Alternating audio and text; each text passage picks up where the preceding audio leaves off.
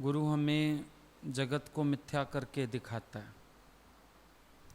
मन को आदत है ये फिर जगत को सत्य मानता है, इसकी घटनाओं को सच मानता है, फिर ख्याल करता है, दुखी होता है, सुखी होता है। लेकिन गुरु रोज़ रोज़ हमको फिर ज्ञान की समझ दे के और जागृत करता चलता है कि जब लग देखी तब लग माया। जहाँ जहाँ तुम्हारी आँख जा रही है, जहाँ जहाँ तुम्हारी दृष्टि है, देखो ये सब मायामय है। और मायामय होने से विनाशी भी है। अगर इसको माया में नहीं जानोगे तो विनाशी भी नहीं जान पाओगे। मायामय इसीलिए है क्योंकि विनाशी है, जाने वाला है। सत्यम उसको बोलते हैं जो तीनों कालों में सत्य है। और मायाम किसको बोलते हैं? जो तीन काल में सत्य नहीं है। अब आंख उठा के देखो तो तीन ही कालों में सच क्या है, तो समझ में आ जाएगा कि ये माया तीन ही कालों में मिथ्या है। इसके सुख भी मिथ्या हैं, जो बार बार हमारा आकर्षण होता है वो भी सच्चा नहीं है, झूठ पे आकर्षित है। और जब झूठ के पीछे भागोगे हासिल क्या होगा? बेचैनी हासिल होगी, निराशा, नाउम्मीदी, यही सब हासिल होगा। गुरु हमें अलग करके दिखाता है माया क्या है और परमात्मा क्या है। सब मिक्स करके बैठे हैं, माया को और भगवान को मिला दिया है। माया के सुखों को कभी कभी आनंद कहने लगते हो, कभी कभी भगवान के आनंद को भी सुख कहने लगते हो। मालूम ही नहीं है कि सब कुछ कैसे मिक्स हुआ पड़ा है। गुरु अलग अलग करके दिखाता है कि ईश्वर का आनंद क्या है और माया क्या है। अब माया को जब कोई माया ही समझे उसी का जीवन सफल हो जाए। जब कोई माया को माया करके समझेगा तब तो उससे छूटेगा ना। जब तक सत्बुद्धि रहेगी तब तक छूटना बहुत मुश्किल है। लेकिन जिसने जान लिया माया को माया करके, वो उससे किनारा पकड़ने की कोशिश करेगा, ज्ञान का विचार करेगा, सत्य का विचार करेगा और मिथ्या से अपना मन हटाएगा। पर जिसने सत्बुद्धि नहीं हटाई अपनी, वो आसक्त रहेगा, अटका रहेगा, उलझा रहेगा और परेशान रहेगा। अब कितने लोगों के अंदर ये भ्रम होता है, शायद भगवान ने हमको माया में फंसाया है।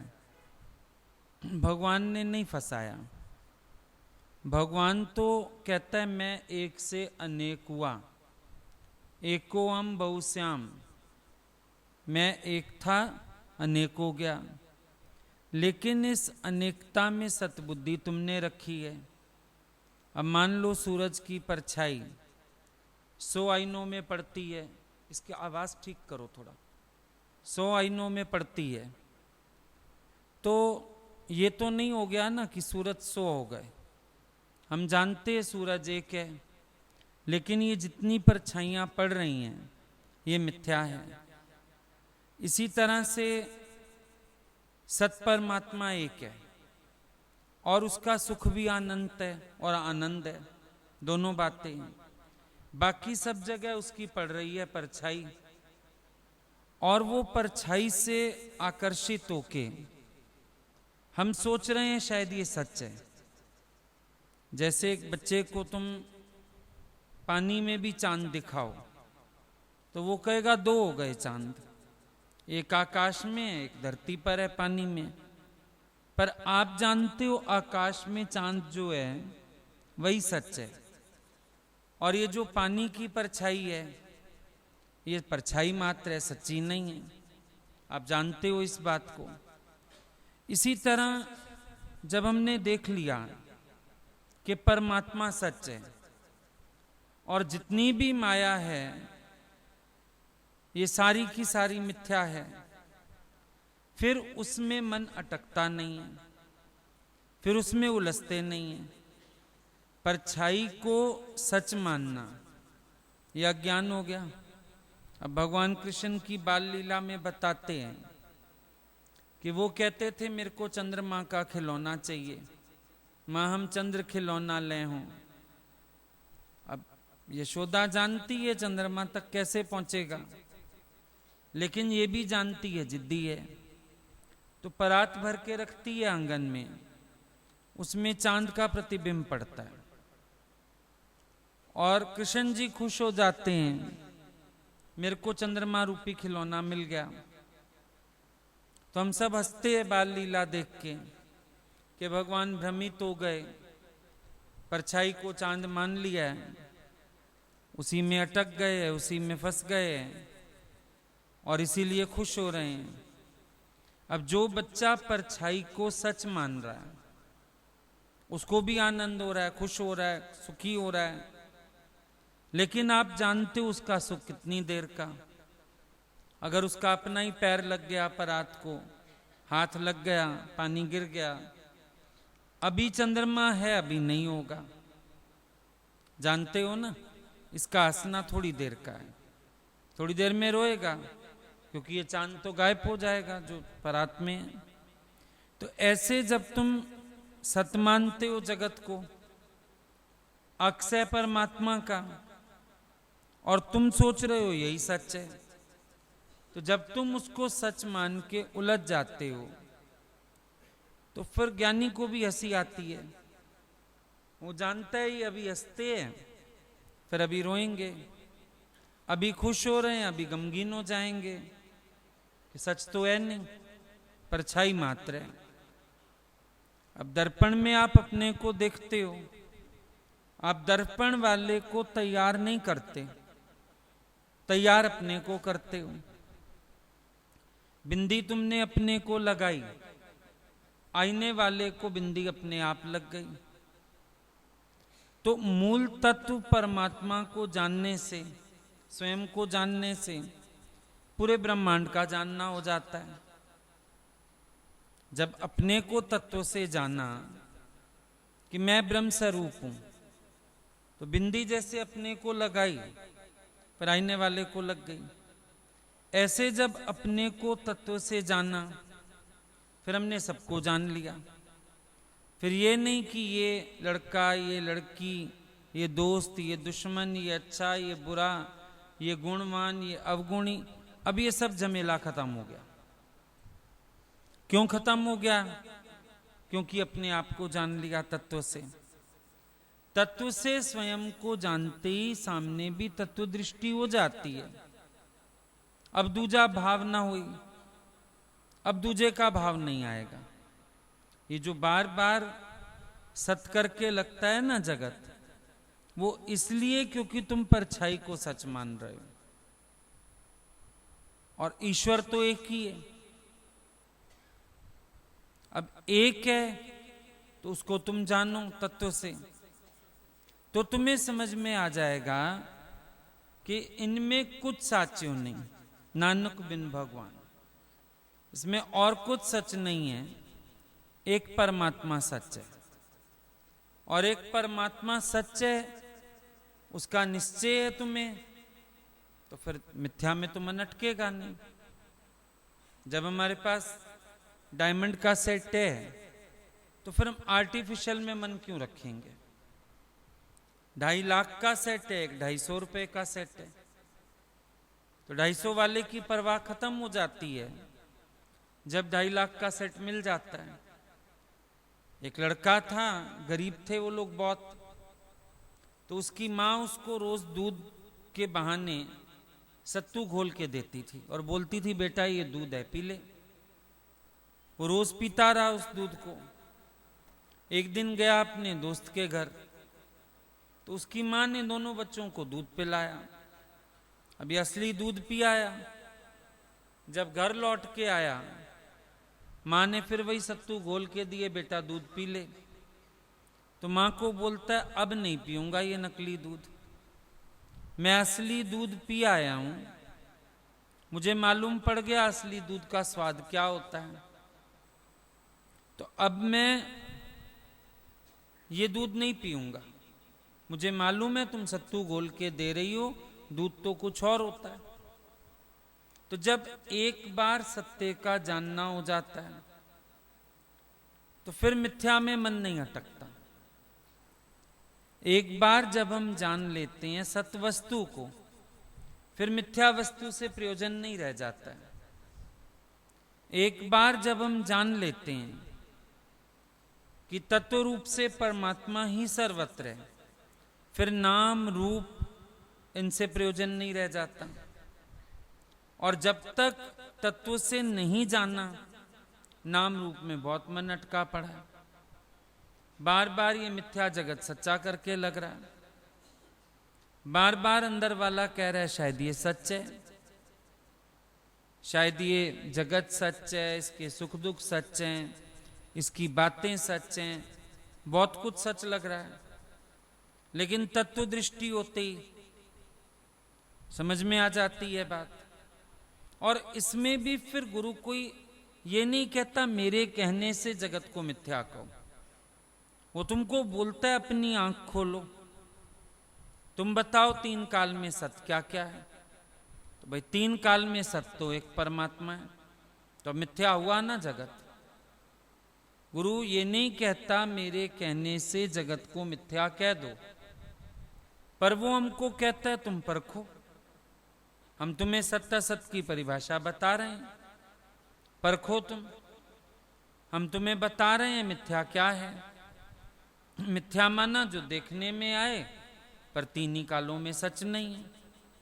माया भी इसी का नाम है, इल्यूजन। अभी हम तुमसे बोले इल्यूजन, तो इल्यूजन माना भ्रम। और वैसे अगर तुम संधि करो, ill vision is equal to illusion. Ill vision, जब हमारी दृष्टि इल है, बीमार है, यानी बाहरी दृष्टि है, तो इल्यूजन तभी होता है ना। ज्ञानी को इल्यूजन नहीं होता, भले कुछ भी देखने में आ रहा है, वो पीछे सत्य को जानता है, तो उसको इल्यूजन नहीं हो रहा। लेकिन तुम्हें इल्यूजन क्यों होता है? क्योंकि तुम्हारी विजन इल है। जो सच है वो नहीं दिखता, झूठ को देखते हो। तुलसी या संसार को हुआ मोतियाबिंद, नेड़े है पर सूझत ना है। मोतियाबिंद हो गया, इल विजन हो गया, अब झूठ सच दिख रहा है, सच झूठ दिख रहा है।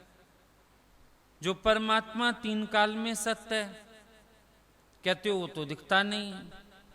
और जो जगत मिथ्या है वो तुम्हें सारा दिन दृष्टि में आता रहता है। तो कहां पर है गड़बड़? हमारे विजन में ही गड़बड़ है, हमारी दृष्टि में गड़बड़ है, हमारी अपनी आंख साफ नहीं है।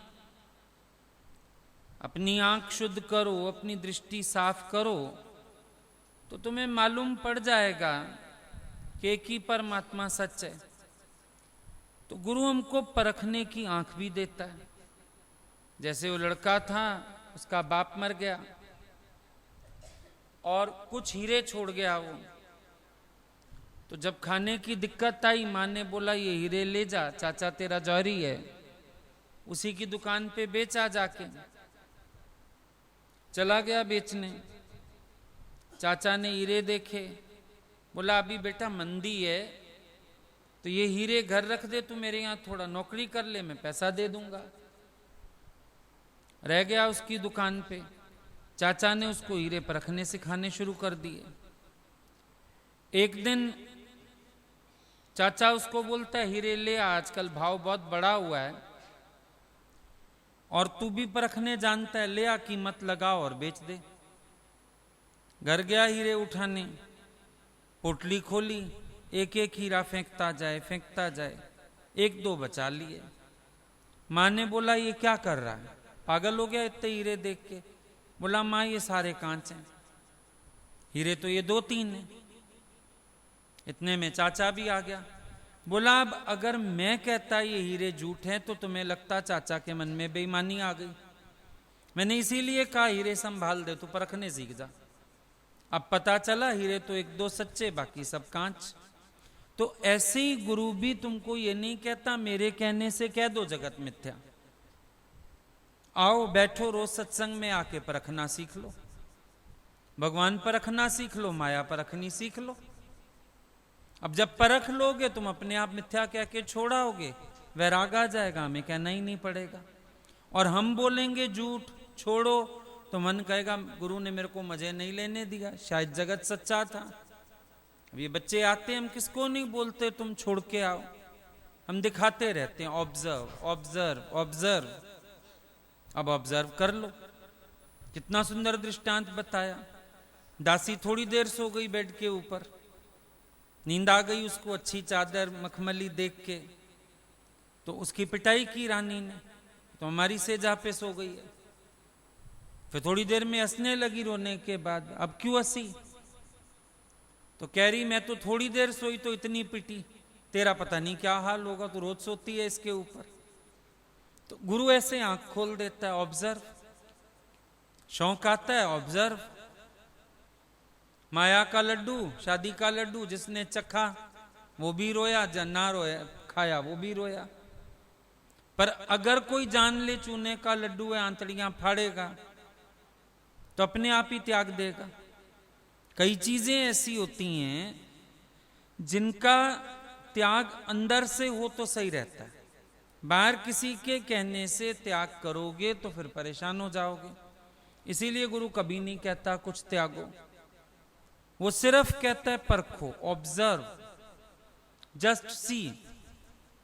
अब तुम देख के बताओ क्या सच है, तो मन अपने आप ही मुड़ाता है। और जिसको ये लगे नहीं भाई सच है, ऐसा है वैसा है, वो अपने को फंसा लेता है। इंसान अटकता क्यों है? अपने ही तो ख्याल से अटका है ना, अपनी सतबुद्धि से अटका है। अगर उसको ही निश्चय में आ जाए, अब पहले लड़का सोचता है इतने सारे हीरे, इससे इतना पैसा मिलेगा, पर जब खुद ही परखना सीख गया, तिजोरी की बजाय नाली में फेंक दिए, वो सारे कांच के टुकड़े थे, दो तीन जो ठीक हीरे थे निकाल लिए, उसका पैसा मिल जाएगा। तो जब हम खुद अपनी आंख से देखना सीख जाते हैं तो फिर गुरु को भी रक्षा करने नहीं आना पड़ता तुम्हारी, तुम ऑटोमेटिकली छूटते हो जगत से। अभी ऐसे तो किसी की सतबुद्धि है तो पहरा देना पड़ता है, अरे ये फिसल ना जाए, अटक ना जाए, फिर सावधान करो, फिर जागृत करो, फिर इसको बचा के चलो, बहुत सी बातें हैं। लेकिन जब एक बार कोई सुजाग हो गया, बच्चा चलना सीखता है तो माँ हाथ पकड़ के चलती है, पर 25 साल के बच्चे को तो कोई नहीं पकड़ेगा, जानते हैं उसको तो अकेला बोलते, नहीं जाए डरपोक कहीं का, बस पकड़ जा। 15 साल का बच्चा होता नहीं है, भगाना शुरू कर देते हो, मेट्रो पकड़, बस पकड़, ट्रेन पकड़, चल जा, अपना काम खुद करके आ। अब छोटे होते हो तो एक पेंसिल भी चाहिए, तो रात को बाप आएगा तो पेंसिल दिला के लाएगा, और फिर बड़े हो जाते हो तो अपने एडमिशन भी आप कराए आते हो, कॉलेज गए, पता कराए, फॉर्म भराए, साइन कराए, हो गया काम, एडमिशन हो गया, हाँ जी हो गया। इंटरव्यू देने जाते हो, मम्मी पापा साथ जाएंगे कि इंटरव्यू देने चलो, कराए। क्यों? अब अपना भला बुरा सब तुम समझ रहे हो। ऐसे एक स्टेज आती है जहां गुरु को एक फेथ हो जाता है कि तुम अब अच्छा बुरा समझने लगे, जानते हो अपना अच्छाई भी बुराई भी, जगत का स्वरूप भी जानना है, आत्मा का स्वरूप भी जानना है। फिर ये उलझन नहीं होती कि तुम अब अटक जाओगे, अब पता है कि तुम पारखी हो गए हो, अटकोगे नहीं, फंसोगे नहीं, और अपने आप ही निकल आओगे। अब यही तो एक दृष्टि का ही तो फर्क है, ज्ञानी जगत में रहता हुआ भी न्यारा है, विषयों में वर्तता हुआ भी न्यारा है, एक दृष्टि का ही तो फर्क है, और तो कोई फर्क नहीं। उसने अपनी नजर ऐसी बना ली है कि वो अपनी नजर से खुद खुश है, अपने बैलेंस में, अपने आनंद में।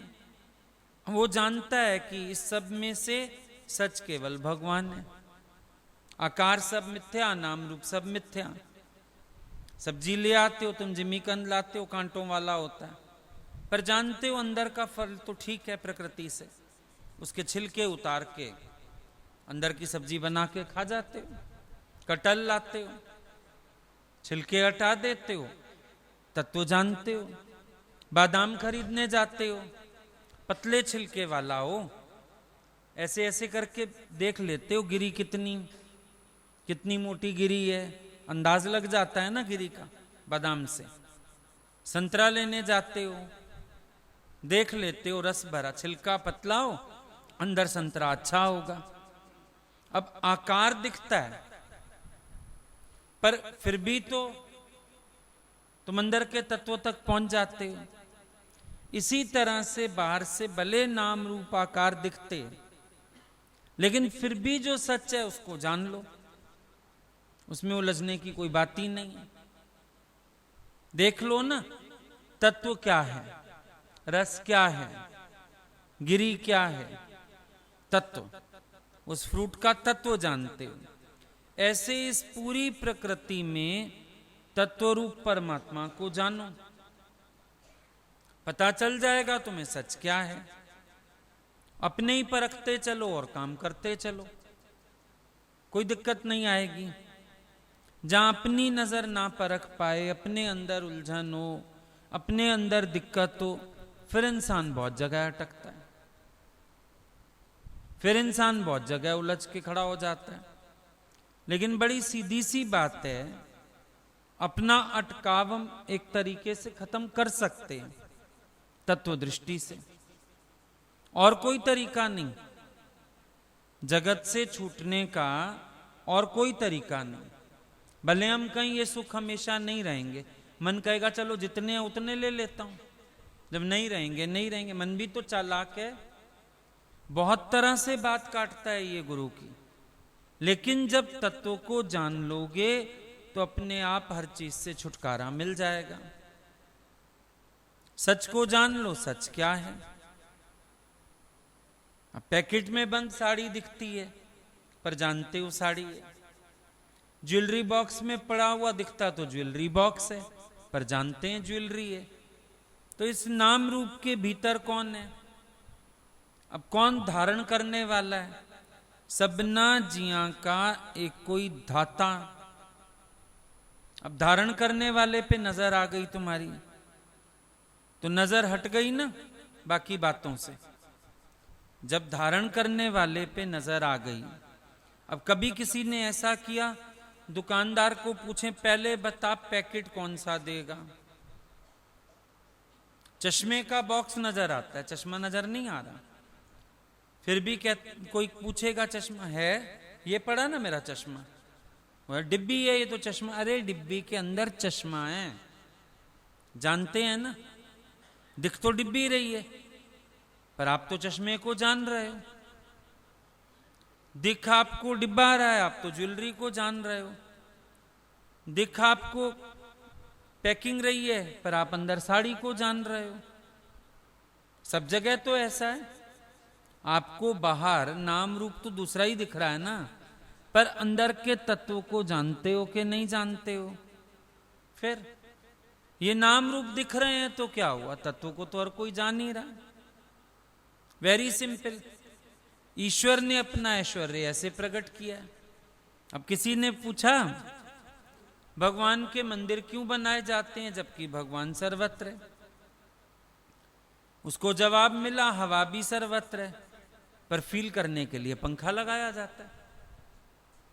हवा तो है ना वायुमंडल में, पर महसूस करने के लिए पंखा लगा दिया। भले भगवान सर्वत्र है, मंदिर उसकी पहचान के लिए बना दिया गया। अब भगवान ने नाम रूप का कपड़ा क्यों धारण कर लिया? अपने को व्यक्त करने के लिए। अव्यक्त था ना, अव्यक्त को तुम कैसे मिलते?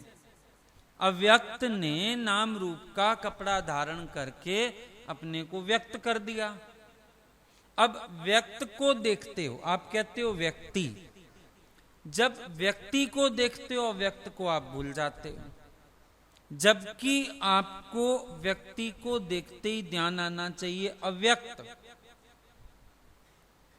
घड़ी का बॉक्स पड़ा हो तो घड़ी याद आती है, ज्वेलरी बॉक्स पड़ा हो ज्वेलरी याद आती है। व्यक्ति को देख के कौन याद आना चाहिए? अव्यक्त ब्रह्म। लेकिन आप अव्यक्त को भूल जाते हो, व्यक्ति को पकड़ लेते हो। ये नाम रूप शायद सच है, ये व्यक्ति सच है, नहीं, वो अव्यक्त ब्रह्म सच है, जो इन आंखों से नहीं देखने में आ रहा, वो सच है। उसने अपने को ऐसे व्यक्त किया है। अब चश्मे वाला हमको ऐसे चश्मा दे दे, भैया हाथ में ले जाएं क्या, बॉक्स में तो दो।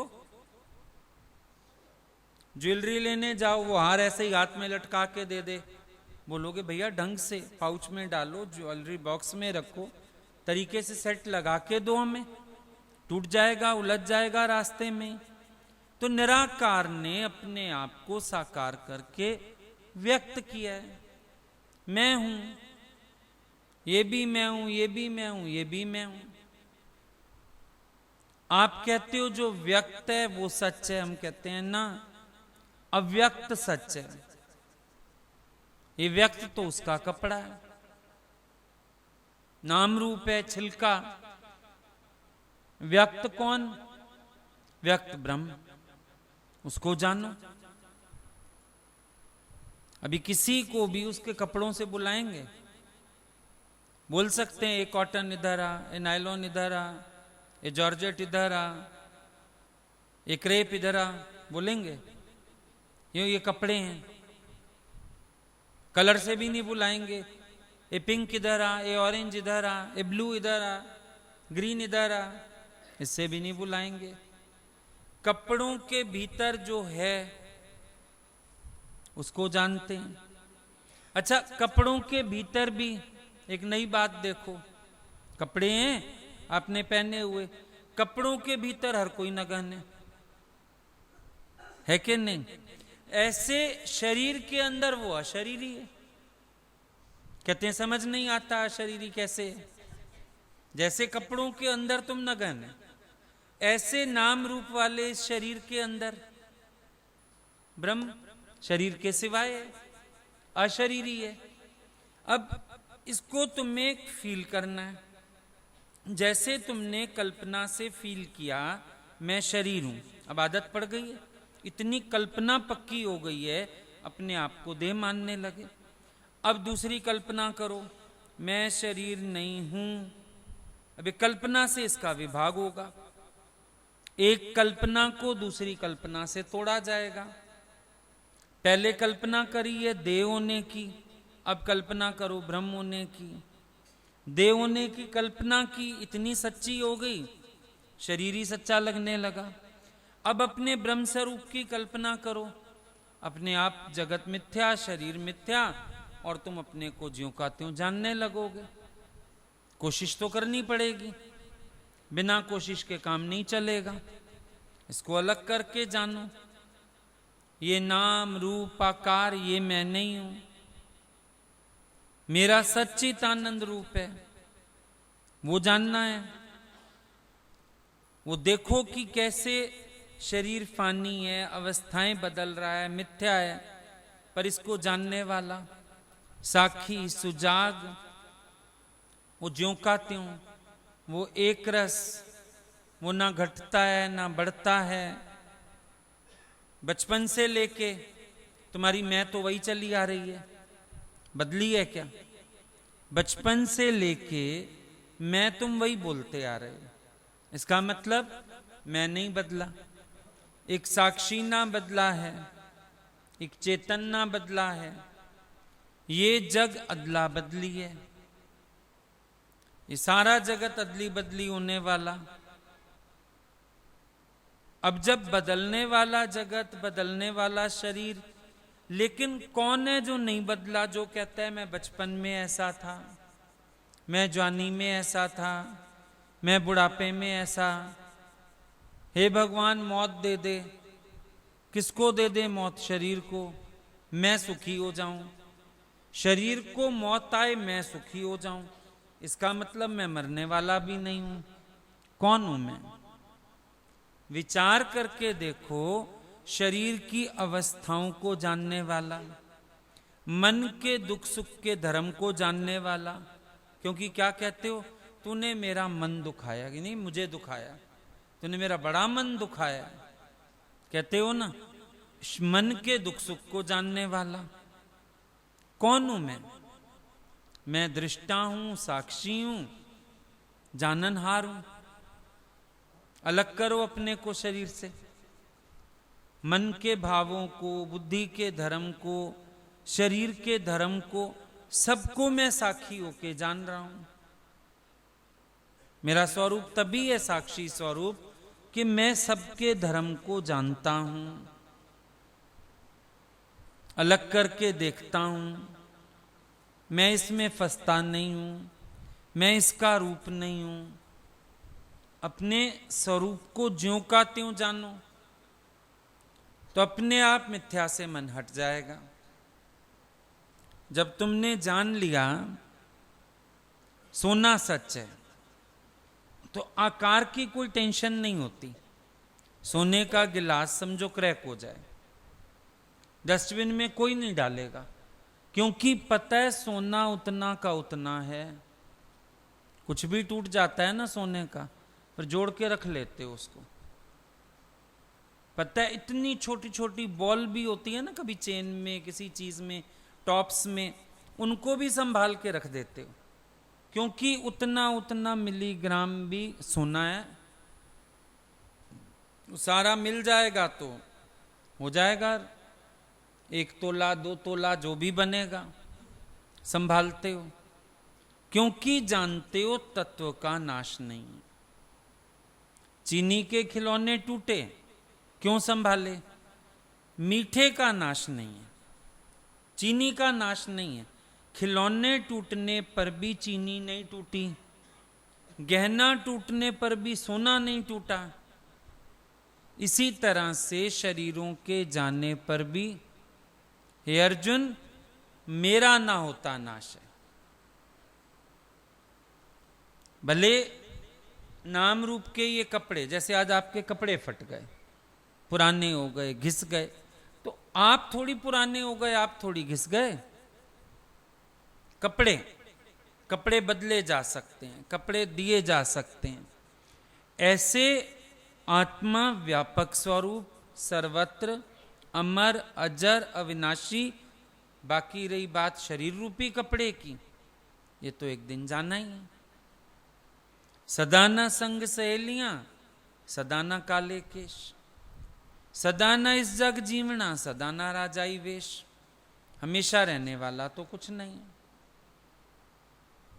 हमेशा तो एक सत रहता है, जो आद सत, जुगाद सत, है भी सत, नानक होसी भी सत। जो तीनी कालों में सच है, उसको जानना है, तो मिथ्या से मन अपने आप हट जाएगा। अब अष्टावक्र गीता में बोलता है मिथ्या का त्याग कैसे किया जाए। तो गुरु कहता है मिथ्या को मिथ्या जानना, ये मिथ्या का त्याग है, इससे ऊपर बात नहीं है। जब तुम मिथ्या को मिथ्या करके जान लेते हो और मिथ्या के प्रति तेरी सतबुद्धि खत्म हुई, तो तेरी आसक्ति छूट गई, तो मिथ्या का त्याग हो गया। क्योंकि बाहर का त्याग त्याग नहीं होता, जो हृदय से त्याग होता है वो त्याग सच्चा होता है। अब हृदय से त्याग किसी भी चीज का कैसे हो, जब उसको मिथ्या करके जान लो। सच जानते रहोगे, बाहर से त्याग भी दोगे, याद कर बैठोगे। पर अगर मिथ्या करके जान लिया तो भले पड़ा भी रहेगा, आसक्ति नहीं जाएगी।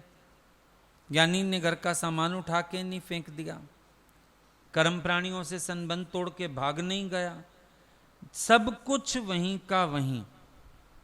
लेकिन मिथ्या जानने से अंदर दिल से त्याग हो गया, क्योंकि आसक्ति हट गई। असल में त्याग क्या है?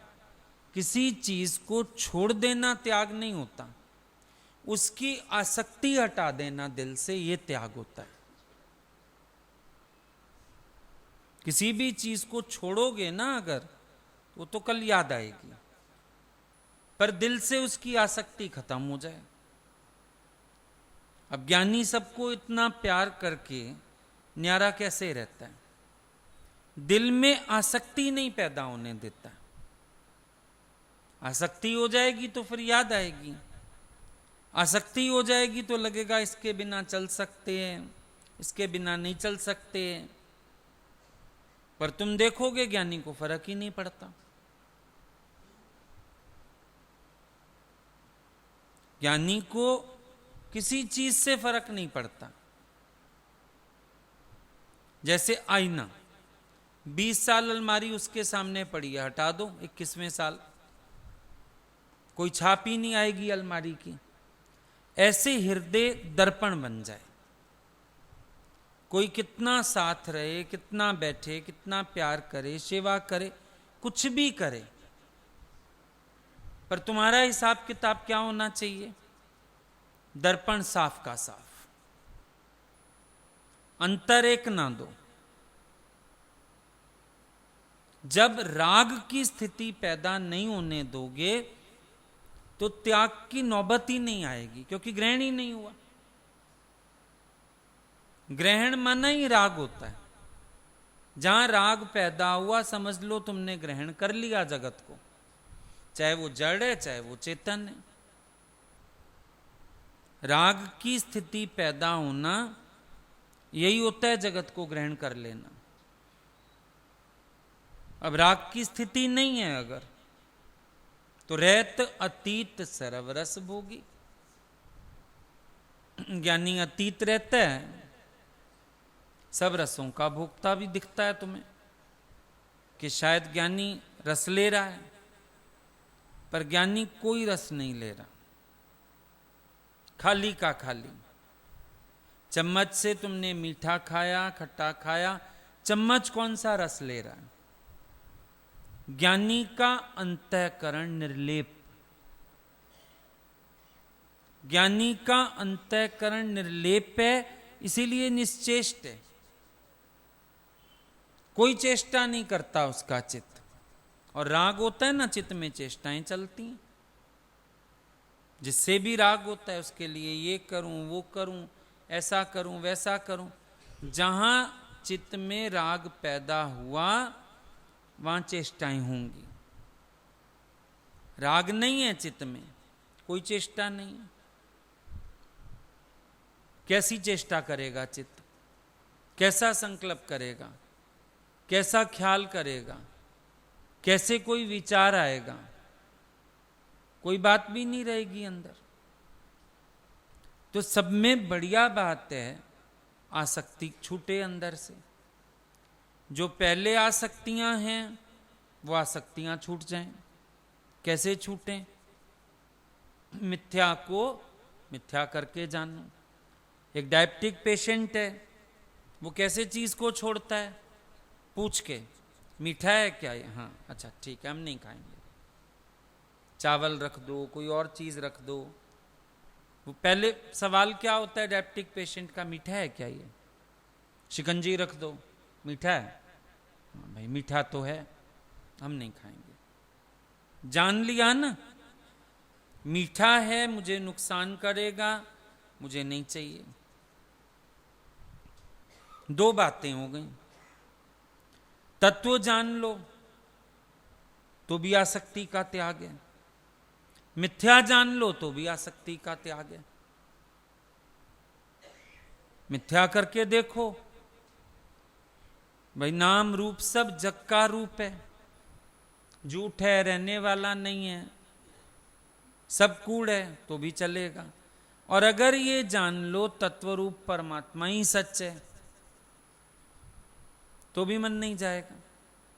किसी भी तरह से अभ्यास कर लो, अगर मिथ्या जान के आसक्ति खत्म करो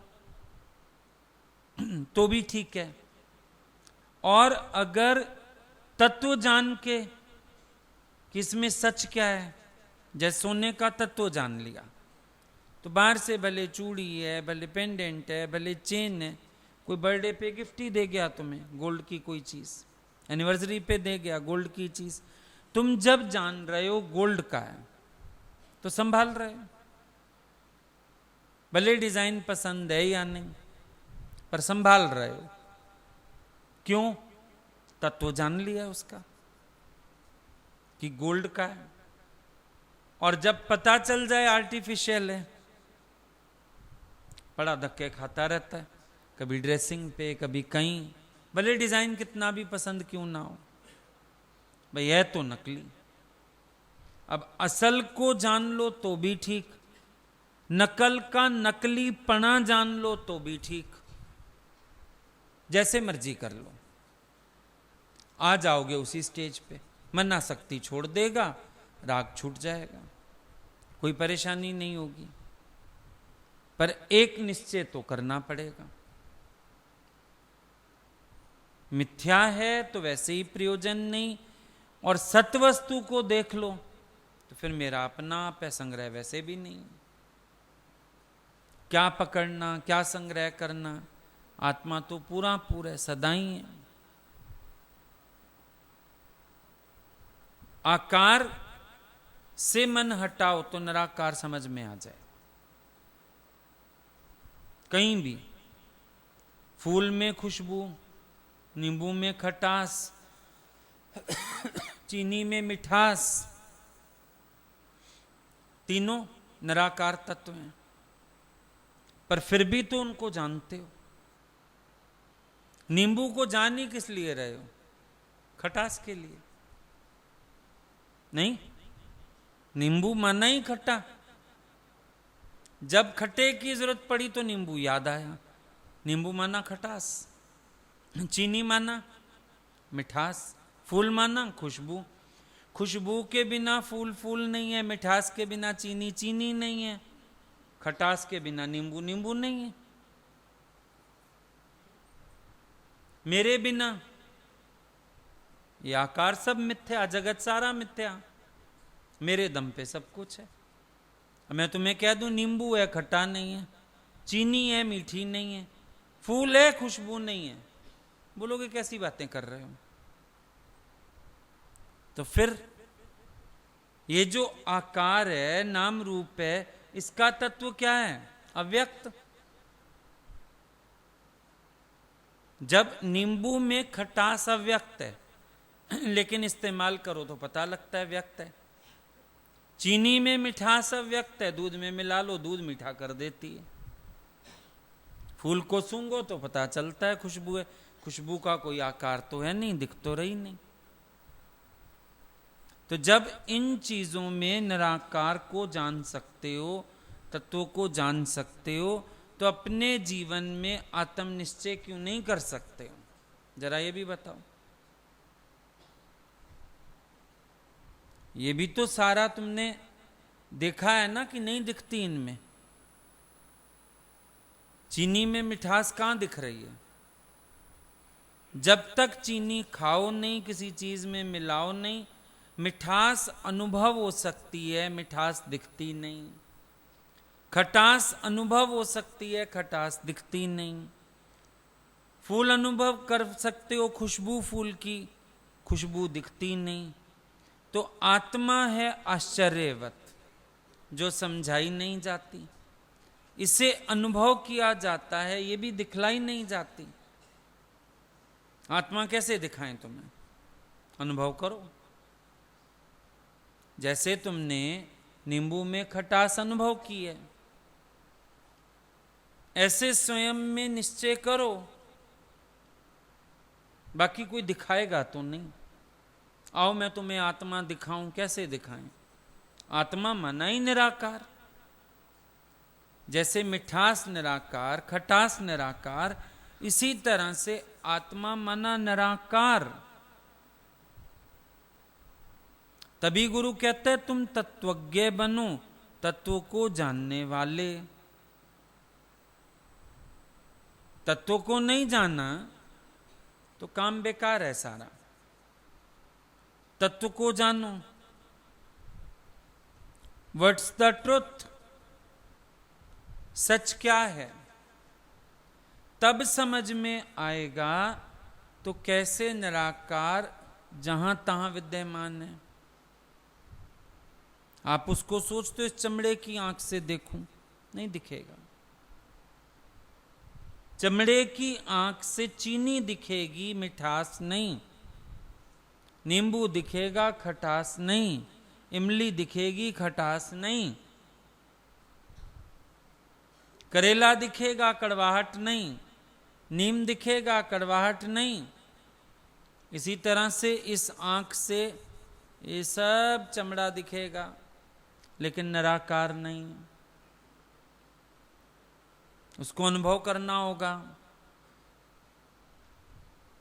अपने भी शीशे के सामने चाहे खड़े हो जाओ, शरीर दिखेगा, तत्व नहीं।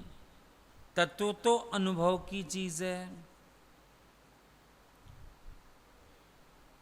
वो कोई बाहर से देखने दिखाने की चीज नहीं है। तत्व का तो अनुभव होगा, और वो भी तुझे अपने पुरुषार्थ से होगा। ये जो जन्मों जन्मों की बेहोशियां हैं ना देह अध्यास में, इनको सिर्फ तुम और सिर्फ तुम तोड़ सकते हो। दूसरा कोई इस बेहोशी को तोड़ नहीं पाएगा, तुम ही तोड़ोगे। अंदर से तुम्ही को जागना होगा, तब स्वरूप का आनंद आएगा।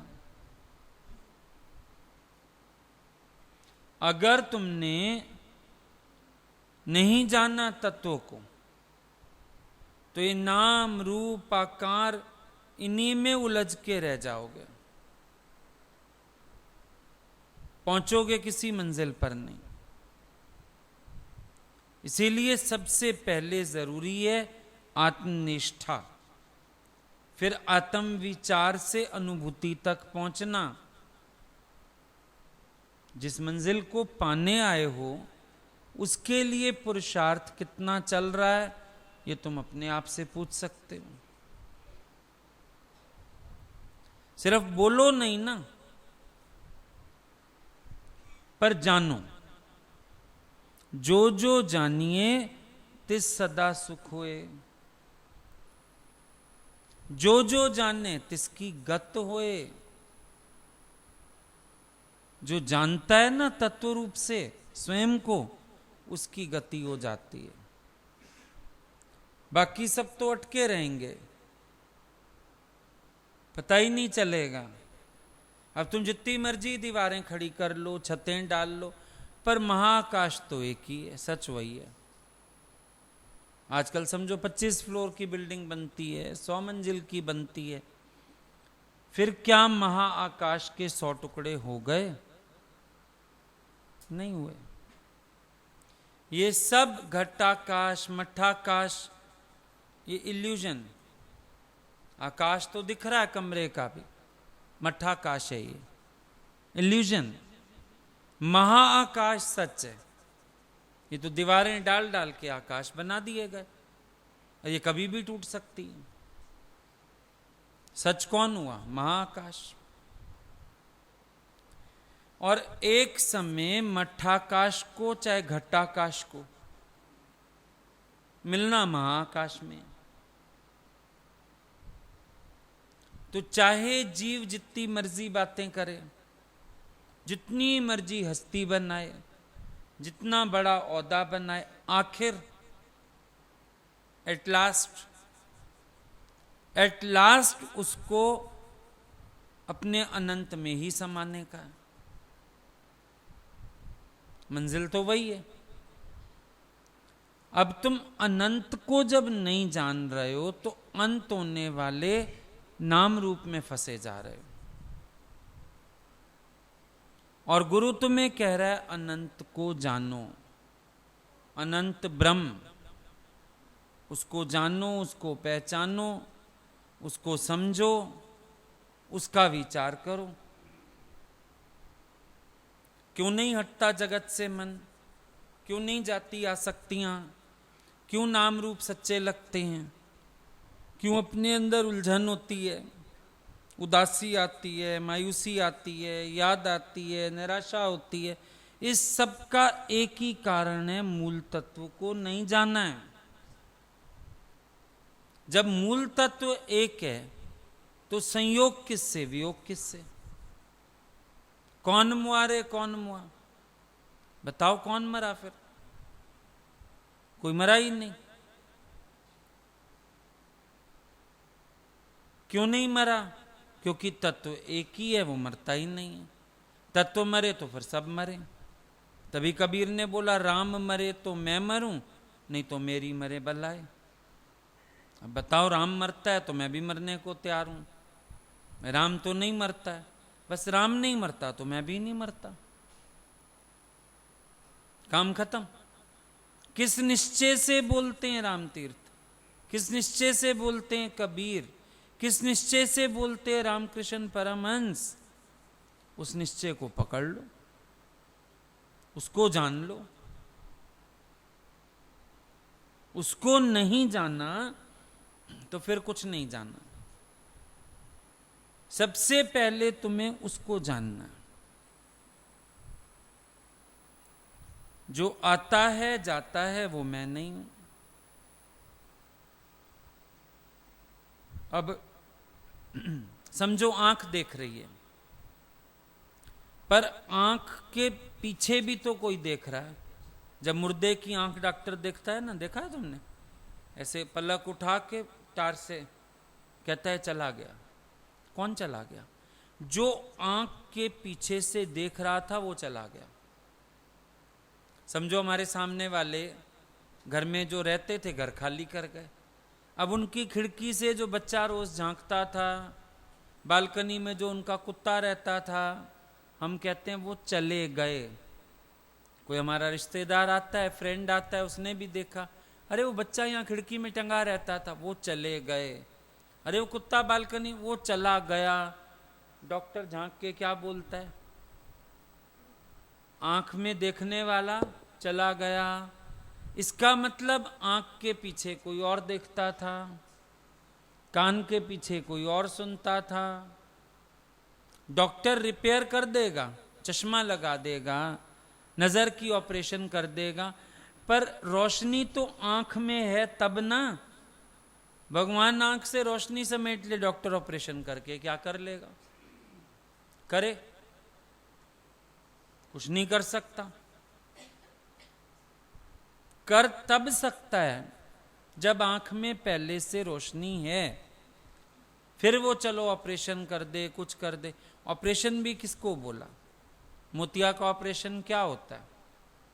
कुछ नहीं, मैल की परत आ जाती है, और तो कुछ नहीं है। मोतिया भी मैल की परत आ गई, उसको डॉक्टर ने हटा दिया, एक लेंस डाल दिया, आप कहने लगा आपकी आंख का ऑपरेशन हो गया।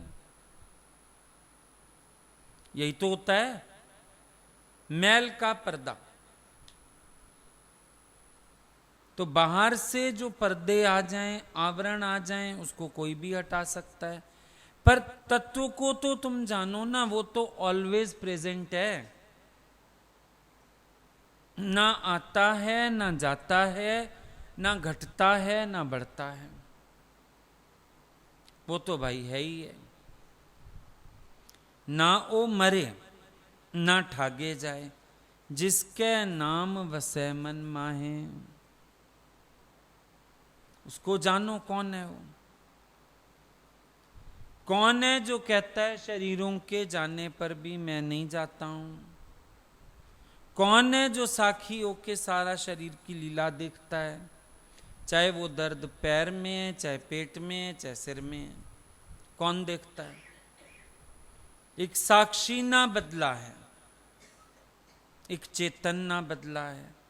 ये जग अदला बदली है। वो साक्षी चेतन, क्या वो भी चेंज हो रहा है? नहीं, वो नहीं बदलता कभी भी।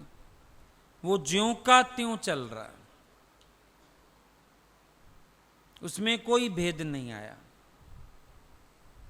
शरीरों में भेद आया, ये बच्चा था, ये जवान हुआ, ये अधेड़ उम्र का हुआ, इसमें भेद आया, लेकिन साक्षी में कोई भेद नहीं आया। बचपन से वो साक्षी इसको देख रहा है, कभी चोट आई, कभी दर्द हुआ, कभी मन बहुत प्रसन्न, कभी बहुत उदास, अपने आप ही बैठे बड़ा उदास हूं, या फिर कहते हो दिल बड़ा उदास है मेरा। मैं उदास नहीं, दिल उदास है। किसने देखा उदासी के भाव को? कोई काम मन अनुरूप होगा। आज मेरे मन को ठंडक पड़ी है, आज मेरा दिल बड़ा प्रसन्न है। पर वो कौन है जो प्रसन्न दिल को भी देख रहा है, उदास दिल को भी देख रहा है? वो कौन है? जिसको ये पता है दिल उदास है या खुश है, वो कौन है? वो मैं हूं। वो साक्षी स्वरूप मैं हूं ना। जब अपने साक्षी भाव का प्रयास करोगे ना, आपको बहुत आनंद आएगा। केवल साक्षी होके देखो, क्योंकि जितना साक्षी होने की कोशिश करोगे, एक एक परिस्थिति को, एक एक विचार को, आगे चल के तो अपनी एक एक श्वास के भी साक्षी बन जाओगे कि शरीर श्वास उठा रहा है। इतना साक्षी भाव हो जाएगा।